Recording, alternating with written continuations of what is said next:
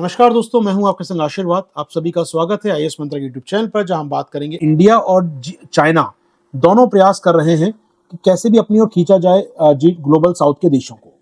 तो इंडिया का क्या फलसफा है और चाइना क्या चाहता है, दोनों को जानने का प्रयास करेंगे। आखिर इंडिया क्या चाहता है? तो निश्चित तौर पे काफी एफर्ट्स हम लोग कर रहे हैं ग्लोबल साउथ के, उसमें लिख के रखे कुछ पॉइंट आपके लिए। जैसे हमने voice of global south summit आयोजित किया 3 बार, लास्ट ईयर जनवरी 2023 से लेकर अभी अक्टूबर 2024 के बीच में। इसको इंडिया लीड करता है, ग्लोबल आवाज या ग्लोबल साउथ की आवाज को दुनिया तक पहुंचाता है। इसके अलावा दोस्तों, कल पीएम साहब ने G20 की मीटिंग में जो कहा, मैंने आपको शायद शॉर्ट वीडियो बनाया टीम ने मेरी, और मैंने कल एक वीडियो बनाया था वैसे अपनी स्पीच में G20 में। उसमें एक पॉइंट उनका था कि 3F जो है, फूड, फर्टिलाइजर और फ्यूल है, ये महंगा हो रहा है ड्यू टू वॉर। फूड महंगा हो रहा है, दुनिया में अंतर्राष्ट्रीय कमोडिटीज महंगी हो रही हैं, अनाज महंगा हो रहा है, ईंधन महंगा हो रहा है और फर्टिलाइजर महंगे हो रहे हैं। इन 3F के महंगे होने से ग्लोबल साउथ को ज्यादा नुकसान होता है। ग्लोबल साउथ के इशू को हम उठा रहे हैं कहां पर? G20 के प्लेटफॉर्म पर। ये हमने 12 प्रदर्शित किया, कल फिर प्रदर्शित किया इस बात को। इसके अलावा लास्ट ईयर में G20 के मंच पे अफ्रीकी यूनियन को शामिल कराया था। तो कहीं ना कहीं ये जो पॉइंट्स आप देख रहे हैं, ये वो सारे पॉइंट्स हैं जो ग्लोबल साउथ को अट्रैक्ट करते हैं। यार इंडिया हमारे लिए है, इंडिया मोदी साहब हमारे लिए कुछ कर रहे हैं। दूसरी तरफ चाइना ने अपना जाल फैलाया इस बार दोस्तों। चीन लास्ट ईयर G20 तो मिस कर गया, इंडिया नहीं आया। चलो कोई बात नहीं, इंडिया नहीं आया G20 में पार्टिसिपेट करने शी जिनपिंग, लेकिन इस बार पीछे रहने वाले नहीं थे वो। चीन ने अपना एक 8 पॉइंट प्लान तैयार किया है ग्लोबल साउथ के लिए। इसने दुनिया को बताया कि मैंने 8 स्टेप तैयार किए कि कैसे इनको विकसित बना सकते हैं हम लोग, कैसे हम साथ मिलकर चल सकते हैं। जी हाँ, तो उसमें बता रहा है कि BRI ज्वाइन कीजिए मेरा। BRI आपके लिए इंफ्रा प्रोजेक्ट है, तो आपको इंफ्रा की कमी है, लीजिए BRI है। आपका ट्रेड बढ़ेगा BRI से, व्यापार बढ़ेगा आपका इससे, कहीं ना कहीं आपके इंडस्ट्रीज आएंगी इससे, कहीं ना कहीं BRI होगा। तो यानी कि वही ना कि लुभावना, उनको आकर्षण करना अपनी तरफ BRI का जोर दिखाकर। दूसरा, विकासशील देशों की आज की मांग क्या है दोस्तों? उनकी मांग है विकासशील डेवलपिंग कंट्रीज की डिमांड है टेक्नोलॉजी की। जी हाँ, उनको लगता है कि AI में, IoT में पीछे रह रहे हैं वो लोग।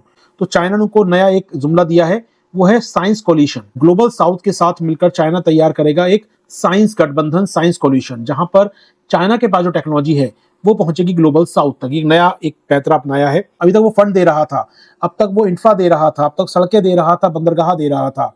अब वो कह रहा है टेक्नोलॉजी लीजिए ना मुझसे, आप स्पेस टेक्नोलॉजी लो, कंप्यूटर टेक्नोलॉजी लो, चिप लो मुझसे आप। तो कहीं ना कहीं चाइना अब ना केवल तकनीक के बल पर बल्कि फंड्स के बल पर खरीदना चाह रहा है ग्लोबल साउथ को। वो दिखाना चाह रहा है कि मैं रिलायबल पार्टनर हूं आपका, एक भरोसेमंद पार्टनर हूं मैं आपका।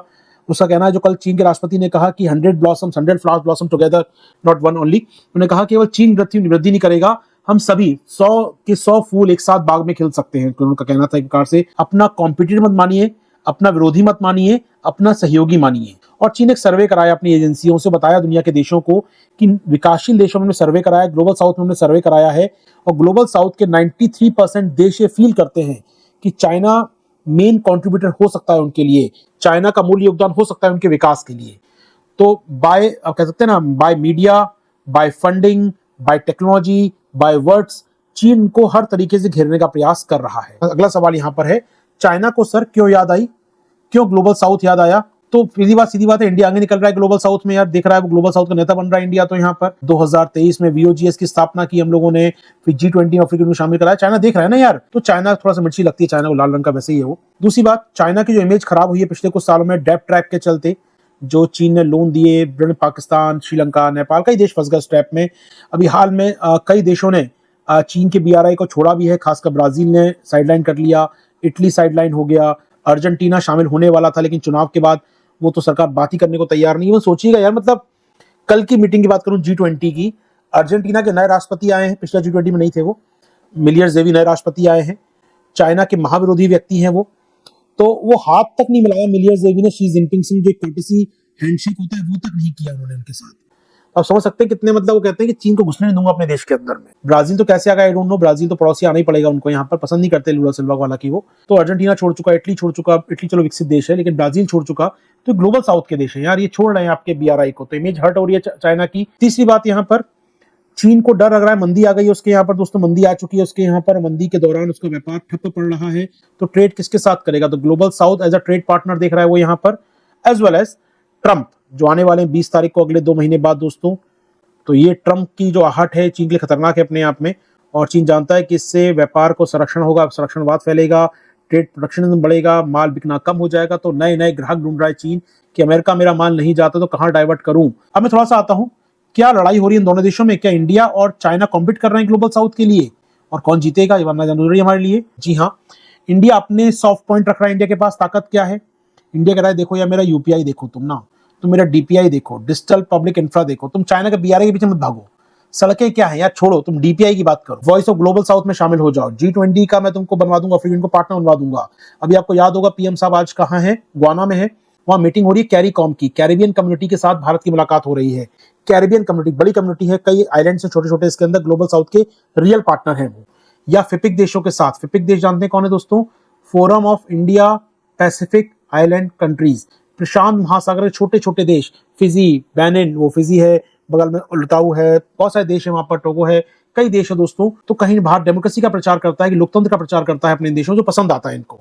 चीन लोकतंत्र की बात नहीं करता, चीन तानाशाहों के समर्थन करता है। तो कहीं ना कहीं इंडिया का स्टैंड पसंद आता है, इंडिया की डेमोक्रेसी पसंद आती है, इंडिया का सॉफ्ट स्टैंड पसंद आता है, इंडिया की हिस्ट्री पसंद आती है। जी हाँ, इतिहास गवाह है, भारत ने हमेशा सहयोग किया इन देशों का, नैम के माध्यम से, कभी गुटनिरपेक्षता के माध्यम से, और ये यही बात पसंद करते हैं कि ग्लोबल कॉन्फ्लिक्ट में इंडिया का जो स्टैंड है वो ना तो अमेरिका के साथ है ना रशिया के साथ है। वो देख रहे हैं चीन के साथ ताइवान में कब्जा करना चाहता है, वो देख रहे हैं कि इसका चीन साउथ चाइना सी में लड़ रहा है, तो चीन को विस्तारवादी मानते हैं। लेकिन वहीं इंडिया ग्लोबल कॉन्फ्लिक्ट में नजर रखता है, अपना स्टैंड रखता है, दोनों स्ट्रेटेजिक ऑटोनॉमी रखता है, उसको मतलब नहीं अमेरिका और रशिया से, वो दोनों के साथ चलता है। वहीं चाइना की कुछ बातें ग्लोबल साउथ को पसंद आ रही है। चाइना के पास यार $8 ट्रिलियन का ट्रेड है इन वैश्विक देशों के साथ। जी हाँ, दूसरी बात, वो भारत की बुराई कर रहा है, इंडिया को डिस्क्रेडिट कर रहा है। अबे इंडिया तो वेस्ट का दोस्त है, पश्चिम का दोस्त है। इंडिया तो यूके का दोस्त है, यूएसए का दोस्त है, फ्रांस का दोस्त है।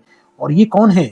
ये वो लोग रहे हैं जिन्होंने ग्लोबल साउथ पे कभी कब्जा किया था। पश्चिमी देशों से डरते हैं, इनकी कैपिटलिस्ट आइडियोलॉजी से। ये मानते हैं भी उपनिवेशवाद फैलाएगा इंडिया यहाँ पर आके। जी हाँ, देखो वो बाइडेन से मुलाकात करके आए मोदी, देखते कौन जीतता है, लेकिन अपने काम का था आर्टिकल। थैंक्स फॉर वॉचिंग दोस्तों, उम्मीद कर रहा हूँ सेशन पसंद आते हैं आपको। तो सेशन पसंद आते हैं प्लीज लाइक शेयर जरूर करा करें, और हमारी ऐप डाउनलोड कर लीजिए प्रैप एके सर, जहां पर आपको इस क्लास के पीडीएफ प्राप्त हो जाते हैं। इस क्लास के सारे पीडीएफ आपको इसके फ्री कंटेंट में, इस ऐप के फ्री कंटेंट में रखे हुए, जाके वहां डाउनलोड कर सकते हैं। इस ऐप का लिंक कहां मिलेगा आपको? इस ऐप का लिंक मिलेगा डिस्क्रिप्शन बॉक्स में दोस्तों। बाकी जुड़ना चाहते हैं मेरे मेंस बाइलिंगुअल बैच से दोस्तों, मींस बाइलिंगुअल बैच चालू हो रहा है आपका। तो इस बाइलिंगुअल बैच को ज्वाइन करने के लिए फीस आपको स्ट्रक्चर पे दिया है दोस्तों। 20% डिस्काउंट चल रहा है अभी, न्यू ऐप पे यूज कीजिए प्रैप एके कोड, हमारा प्रैप एके कोड यूज कीजिए और 20% डिस्काउंट प्राप्त कीजिए इस फीस में। पूरा कोर्स दोस्तों लगभग 30 से अधिक क्लास होंगी, 50 घंटे क्लास होगा, 100 नोट्स रहेंगे दोस्तों आपके पास, प्लस पीडीएफ होंगी, प्लस लाइव रिकॉर्ड क्लास, और वैलिडिटी होगी दोस्तों आपकी नेक्स्ट ईयर मेंस तक के लिए। ज्वाइन कर सकते हैं मेंस का बैच। करना क्या है आपको? क्लास डिस्क्रिप्शन बॉक्स में लिंक दिया है बाइलिंगुअल बैच का, ऐप पर जाइए, डाउनलोड कीजिए। और बाकी हमारा 9 बजे चलता है अभ्यास test series, free test series दोस्तों। अपनी अपनी जीके को, अपने करंट अफेयर्स को जांच सकते हैं रात 9 बजे फ्री टेस्ट सीरीज में। अभ्यास टेस्ट हिंदी और इंग्लिश में बाइलिंगुअल होता है दोस्तों। ये सबके लिंक हैं डिस्क्रिप्शन बॉक्स में। अभी दीजिए मुझे आज्ञा, थैंक यू।